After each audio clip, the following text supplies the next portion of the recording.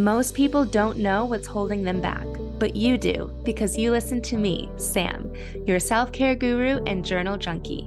Welcome to Journal Entries, your safe place where you can tune in weekly to get tips, tricks, and journal prompts to uncover your feelings, gain clarity, and make your move. Welcome to this week's journal entry. This week, we are diving into gratitude. So often I mention that I used to journal about gratitude and journal affirmations and how I don't necessarily do that anymore. Now I feel like I journal in a more transformative way and a little bit deeper than affirmations and gratitude.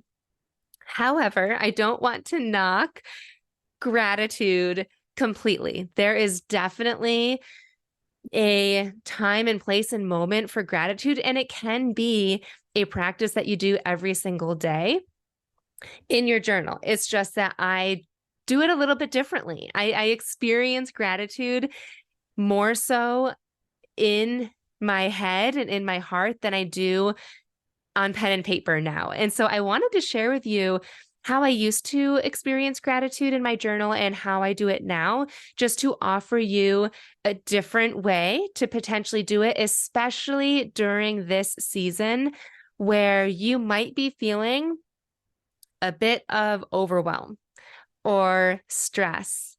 There might be a lot of chaos going on around you, or, events that you have to go to this holiday season, or financial stress that you might be going through. There's a lot going on right now, even in the world, that gratitude can, even for a brief moment, help us feel grounded and feel present and feel better. Initially, my gratitude practice looked like opening up my journal and writing down things that I was grateful for. And it was really simple. Sometimes it would take a couple minutes, and other times it would take maybe 10 minutes max, probably. And I would just try and think of things that I was grateful for. And oftentimes, actually, hold on one moment. I have my journal right here where it was like my gratitude journal. So I used to just write things like, I am grateful for my family and their health. I am grateful that the sun is shining today.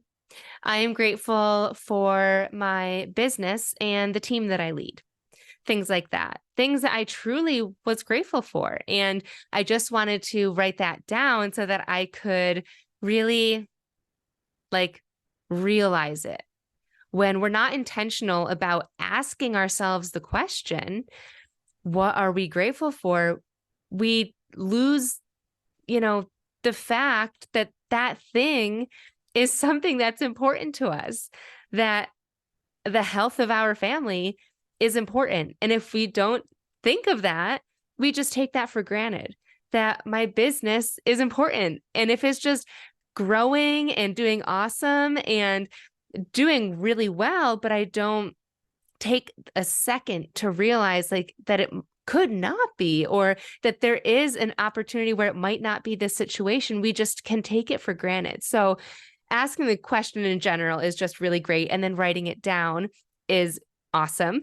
Another way that I used to do this, and I got this idea from Gabby Bernstein, is if it's challenging for you to think of things that you're grateful for, write down things that make you feel good. So in this entry, I wrote people in my life who make me feel good, supported, and happy right now are my family, my friend Ashley, my clients, and my pets. That's cute. Let's see, another one. I wrote, I am loved and surrounded by people who support my vision and empower me to be better. That was one. Things that make me feel good and or supported. Little P. I used to call my baby Little P before he came out. My team, Sailor, my dog, my paychecks, Gabby Bernstein. So things like that. So that might be a different approach where if you're just kind of like hemming and hawing, thinking, I don't know what I'm grateful for, and it's hard to write something down, just that perspective of what makes you feel good right now. So that's fine and dandy. But now I do it differently. Now, the way that I experience gratitude is I experience it. When I wrote it down, it just felt like something that I could check off the list that I knew people said was a good thing to do. But when I do it like I'm about to tell you, I feel good in my bones. It just feels like a positive experience that I want to do on a consistent basis and just keep revisiting it. And I'm also going to share a tip with you at the end of how to show gratitude for what hasn't yet happened. So stay tuned. And this is actually a very quick process. So this might be just a couple of minutes. So the first thing that I like to do before gratitude is to move.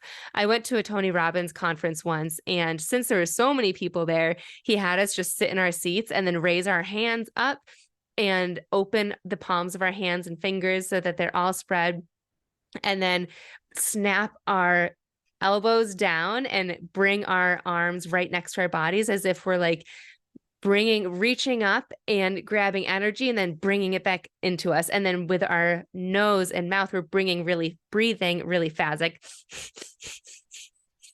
so that is supposed to generate the feeling of movement, which you are also moving. The way that I like to do it at home is by dancing. I will put on a song that I can just like, move around to and smile. And it's different every time. And I also don't even do the full song every time. Just like, I don't know, maybe a minute of dancing around and like hearing the beats and feeling really good. And then I sit down. So move your body in whatever way feels good to you. And then take a seat in whatever way feels good to you. You can lay down or sit down. And then I close my eyes and I put my hands on my heart and I just breathe. I take a few moments before thinking of anything, intentionally at least, and I just take a few deep breaths.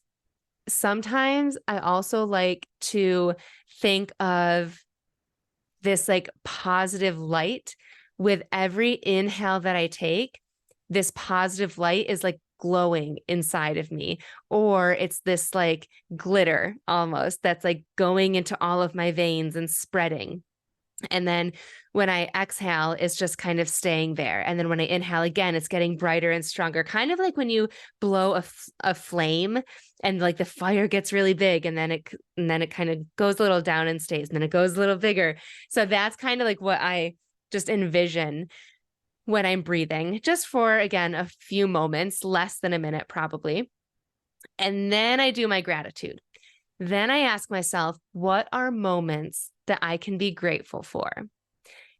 And notice I said moments. So it's less things like, the health of my family. Instead of that, I will pick a moment with my family.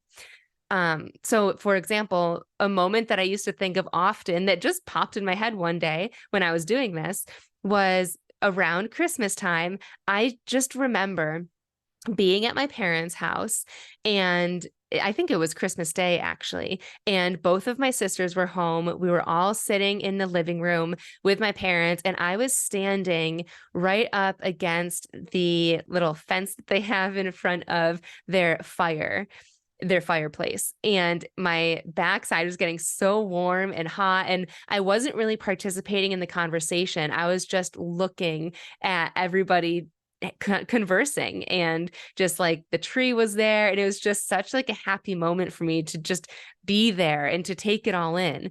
And so that is what I picture in my gratitude. With my eyes closed and my hands on my heart, I just relive that, and I try and feel the fire on my back.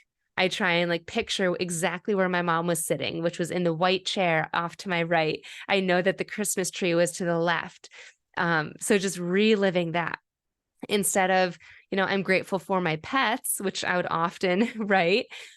I would try and think of a moment.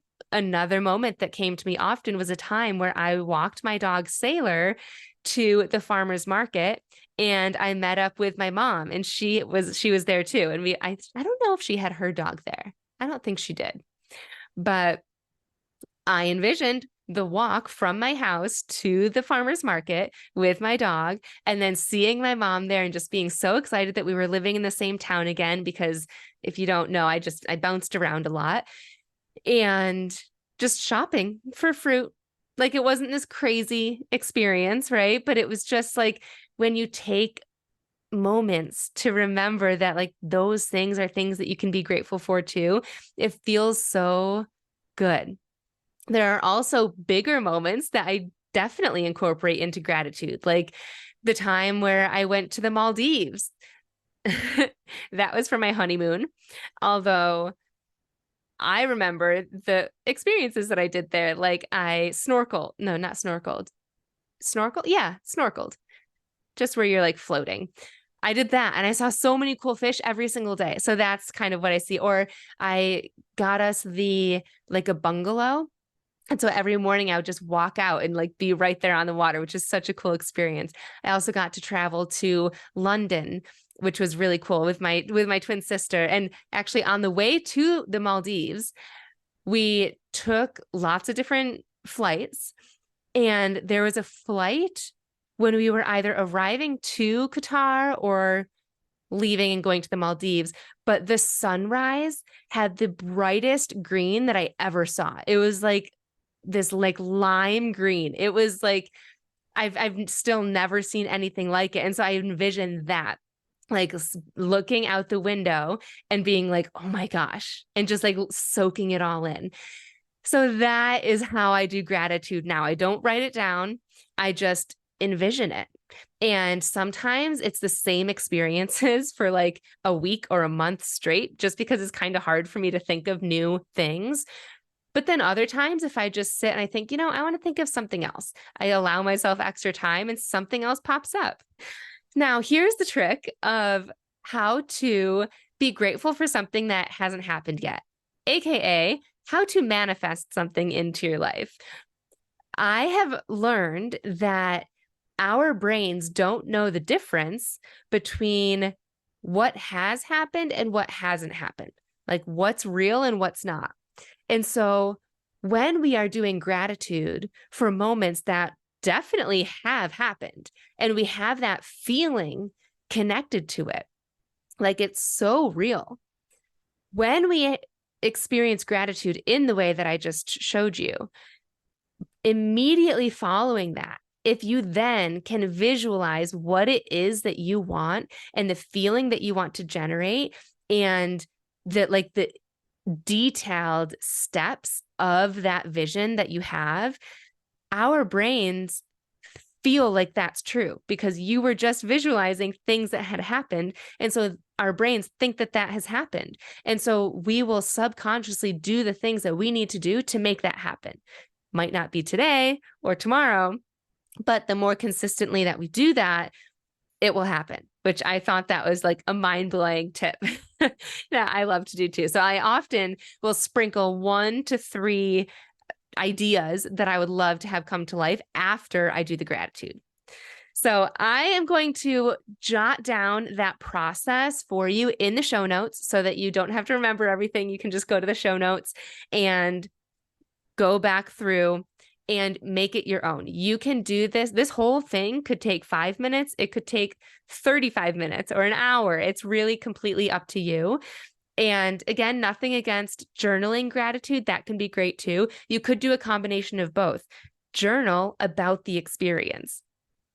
If you do that, I guarantee you're going to be thinking of the experience as you write it. So that's probably even like better because you're doing both. You're writing it and experiencing it and feeling it at the same exact time. So you could always do that too.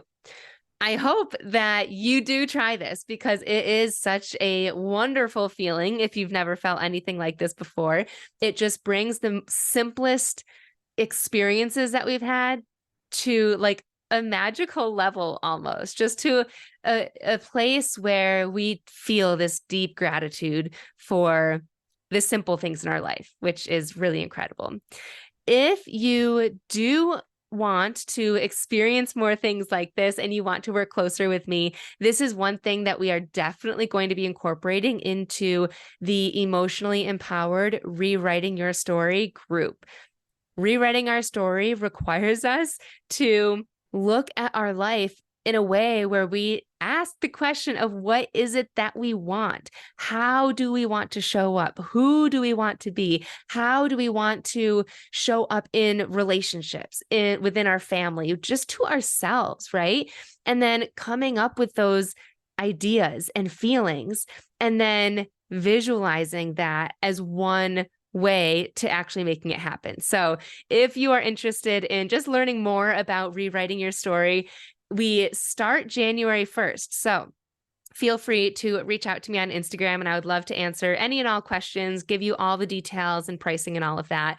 You can reach me at samantha.s.says. Until then, have an amazing rest of your day.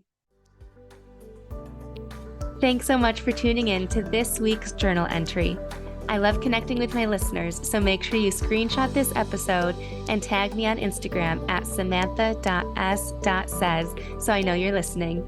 And don't forget to grab your free training and journal prompts at www.samanthapenkoff.com/podcast.